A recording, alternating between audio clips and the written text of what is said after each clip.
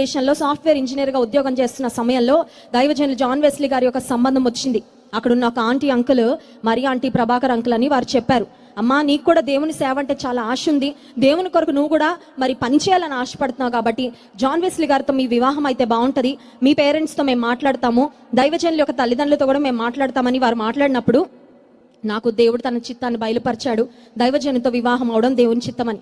So ఆ సమయంలో నేను వెళ్ళి మా బాస్ని, నా పైన ఉన్న అధికారిని నేను ఆఫీస్లో కలిసి నేను చెప్పాను, అయ్యా నేను నా జాబ్ రిజైన్ చేయాలని నేను ఆశపడుతున్నా, నేను భారతదేశం వెళ్ళిపోతున్నాను, నాకు వివాహం సెట్ అయింది, నేను నా జాబ్ రిజైన్ చేయాలనుకున్నా. అంటే ఆయన నన్ను చాలా వింతగా చూశాడు, ఎందుకంటే పెళ్ళై చాలా మంది అమెరికాకు వస్తారు కానీ ఈమెంటి పెళ్ళని ఉద్యోగం వదిలేసి వెళ్ళిపోతా ఉంది, నీకేమైనా పిచ్చి పట్టిందా అన్నట్లు చూశారు.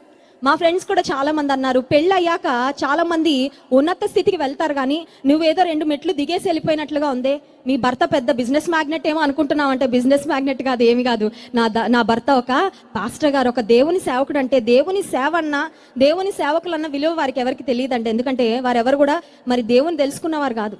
కాబట్టి ఆ సమయంలో వారు చెప్పిన మాట ఏంటంటే, ఇంత సెక్యూర్ జాబ్, ఇంత మంచి శాలరీ, ఇంత మంచి లైఫ్ నువ్వు వదిలిపెట్టి వెళ్తా ఉన్నావు, తప్పుడు నిర్ణయం తీసుకుంటున్నావేమో అమ్మా, ఒకసారి మళ్ళీ ఆలోచించుకొని అందరూ అదే మాట చెప్పారు. ఆ రోజు నా ఉద్యోగం విడిచిపెట్టి వచ్చినప్పుడు నా పోషణ విషయము, నేను ఎలాంటి ఇంట్లో ఉంటా నాకు ఏం తెలియదండి. దైవజనులు జాన్ వెస్లీ గారు నాతో చెప్పిన మాట ఏంటంటే, వివాహం అయ్యాక ఒక రోజు 7 స్టార్ హోటల్లో ఉంటామేమో, ఒక రోజు ఆల్ స్టార్ హోటల్లో ఉంటామేమో. ఆల్ స్టార్ హోటల్ అంటే పైకి చూస్తే ఆకాశంలో నక్షత్రాలు కనబడతాయి, ఒకవేళ చెట్టు కింద కూడా ఉండాల్సి వస్తుందేమో.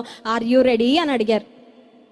పెళ్లి చూపుల్లో మా అత్తగారు అడిగారు, ఒకరోజు చికెన్ కూర ఉంటుందమ్మా, ఒకరోజు రసం అన్నం ఉంటుందమ్మా, ఆర్ యూ రెడీ అని అడిగారు. నేను ఒకటే చెప్పాను, నా దేవుని సేవ కన్నా నాకు గొప్పదేమీ కాదండి, నేను ఆస్తిపాస్తుల కొరకో, బంగారం కొరకో, ఇళ్ల కొరకో, దేని కొరకు రావట్లే, నా దేవుని సేవ చేయాలని వస్తున్నాను. నాకు తెలుసు ఆయన నా అవసరతలు తీరుస్తాడని నాకు తెలుసు, నాకు నా దేవుడు ఎలాంటి వాడో నాకు